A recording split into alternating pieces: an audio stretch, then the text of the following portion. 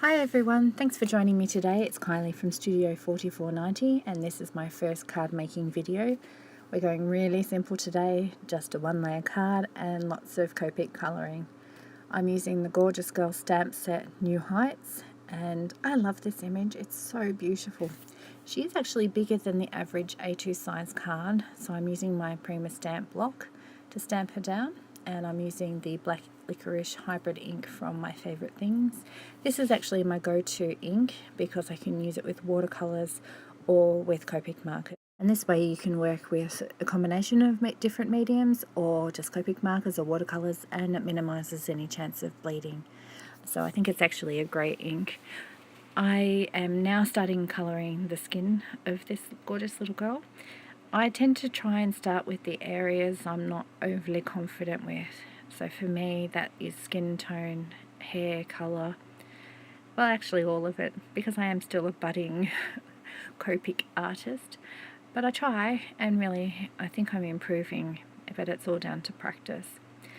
You'll notice I did the very pale colour for her base, and then I'm just adding shading around the outside, and actually use quite a number of colours, including a purple, and you might think that's a bit strange, but it really does give this added lift to skin tone. So I really encourage you to try different things, and you might be surprised just how well it works for you.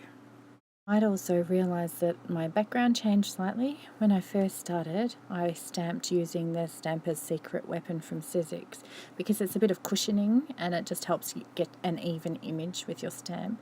But when I start to colour, I'm using Copics and they need somewhere to absorb into, so I actually colour on top of a piece of mat board. So you can actually see to the right of screen marks, and that's where the alcohol ink has actually absorbed through the paper onto the mat board. And it's a really good tip, and I highly recommend if you're having any trouble with bleeding, etc. The ink has to go somewhere, so try colouring on some mat board and it'll soak in there rather than sort of bouncing back up into your project. I've now moved on to colouring her hair, and I'm giving it a complete wash in E50. Sometimes you might like to leave a little bit of white, but in this case I've decided to use my E50 and do the complete background because she's going to have that lovely warm brown hair. I deviate here from my normal procedure and I really don't know why, because as I was saying, I like to do the things I have trouble with first, and hair is one of them. So it surprises me that I've done this and I really can't explain why. I'm just colouring with warm greys now, W0, W03 and W05 I think, and I'm just doing the highlights on her polka dots and her hem and also her stockings. I love watching the image come to life, it's just fantastic. So you can see it here and you'll see it throughout the video that I generally follow the same process when I'm colouring. Now, I say generally because there are exceptions. There are always exceptions, and there is no right and there is no wrong. You just have to try, see what works for you, and it varies depending on what colours you have available, the look that you're trying to achieve. So you just have to really explore and see what works. In general though, I start with 3 colours, a light, a medium and a dark. I put down a wash of the light, then I follow by a highlight of the medium tone, and then I finish with the dark tone, and then I blend them together. Sometimes that involves going light, medium, dark, medium, dark, medium, just so that I'm building up to the colours that I like. There's no right or wrong. Sometimes it's just I put a light down and I find I only need a medium, or the look I'm going for might be a light plus a bit of dark. So there's no right or wrong, it's just exploring. And you might also be wondering how I choose the colours that I'm colouring with. There are a couple of things which might impact my colour choice. One, sometimes I just know. I've worked with certain colours before and I know they work well together, and I know that they'll work well with the image. Sometimes I'm influenced by the paper I think I might use with the finished image.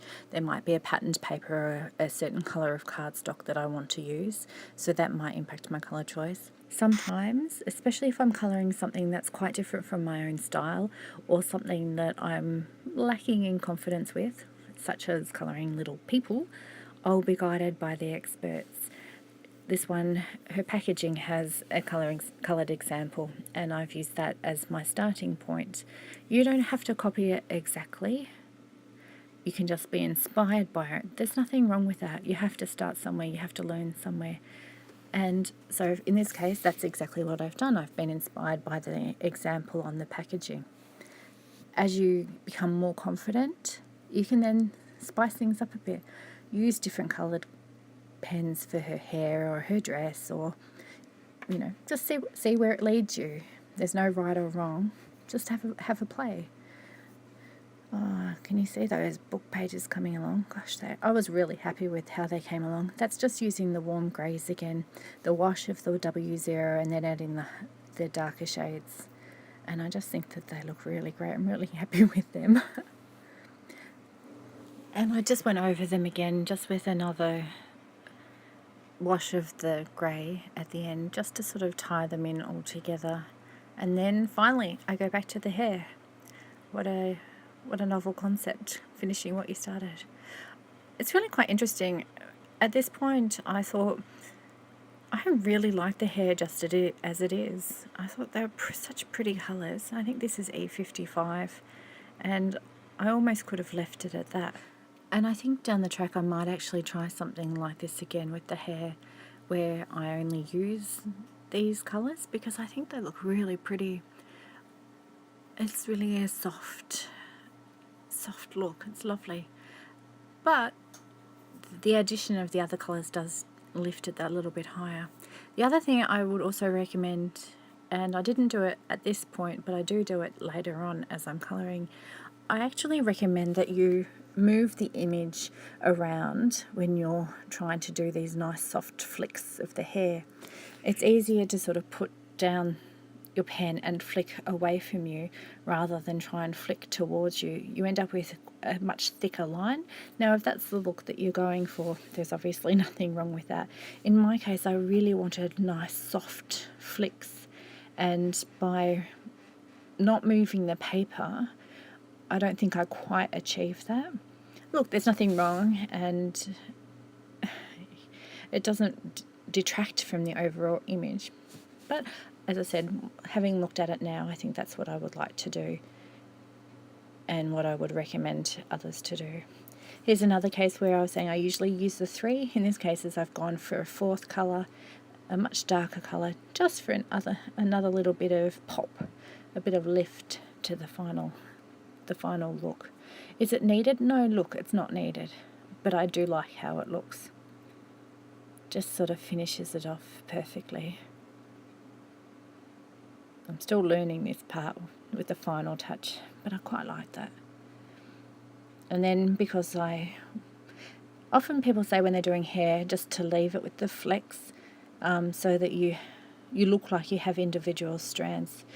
In my case, I just needed to sort of soften it a little bit. I thought some of my lines were a little bit too harsh, so that's what I was doing. So we're finally moving on to the next bit of the drawing, and that would be the book covers. And this is where the exception to the rule becomes a little bit more obvious. I'm using a V95 and an RV95. I don't have a light, medium, dark tone marker. We're just using the 2 of them together, and they work really well. They're not in the same family, but they still work well together. So don't be put off thinking you have to have the entire range of Copic markers. You don't. Yes, we'd all like that, but you don't have to have them. You can work without them. Even if you only have 1 or 2 like I have here, you can keep building up the colour. You can see that I keep going over the same areas where I want it to be darker. I am using a softer touch because I don't want to flood the area with too much colour and have it bleed everywhere. So I'm just sort of going softly over and over and over to darken the colour. And that's one thing good about Copics, it allows you to do that. So I just keep using those markers, adding shading, working them, blending them, until I end up with a colour that I really am happy with. And they look good, I think.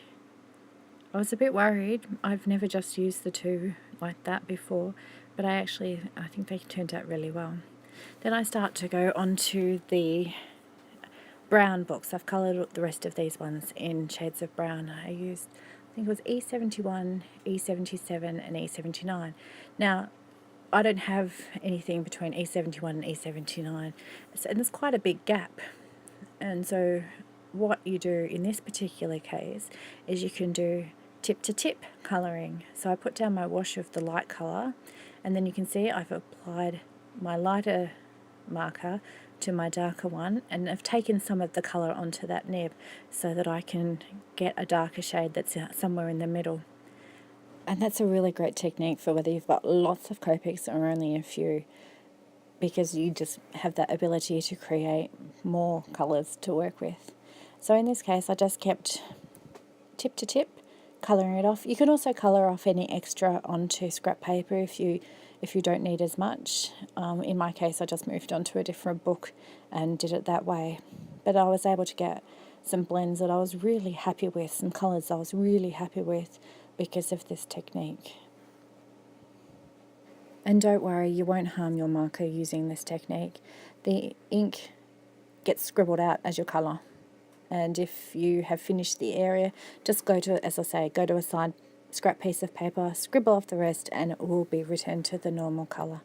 So don't worry, it's a great technique and it won't hurt your marker. I really love E71. That's the base colour that I've used here. In fact, I had to buy a refill because I have used it that much recently that I ended up with a dry marker. So yeah, it's a great colour. It's really great. So I think you can see it really quite clearly here how it works with the light colour and then the tip to tip, and then being able to sort of keep colouring to blend it out. It's fantastic. Have I convinced you to give it a try? I hope so. I think you'll be surprised. It's really quite easy and the effect is really fantastic. And as I said, it does extend the colour options available to you. Okay, so we're finally on to the dress. And these are my favourite pink combinations at the moment. R81, R83, R85. I think I've mentioned it about 3 times in this video already, but they are so pretty. And this isn't as blended as well as I would like, because as I was coming to the end of her dress, I realised it was drying out and I didn't have a refill. So that's one of the hazards. You get all these lovely things and you think, that's it, I'm not buying anymore, I'm just going to use everything that I have. So you start to use them and then your consumables run out, so you need refills. And I don't know if you're like me, so you're going, well, if I need a refill, I have to make it worth my while. In my case, I can't get them locally, so I do have to buy online. And so if I'm buying online, I might just have to get a few things, as I say, to make it worth my while. Do you do that too? Yeah, I think we all do, don't we? And this is what I was talking about earlier. See how I've started now to turn the image around when I'm colouring it? Because I wanted that nice soft flicking into the centre, and I didn't want harsh lines, and I would have had that if I hadn't started to turn the image around. And now we're coming in with the darkest colour. In this particular case, I don't need a lot of darkness. I just flick it in gently from the edge. It doesn't need to go too far into the main image because I want the light pink to be the main impact of the dress. I also use the dark colour to highlight around her hair because that would be shadowed where the hair falls on the dress. And then I go back to using my R83 and blend that. And it also softens those harsh lines because it did get quite harsh when I was colouring around her hair in particular.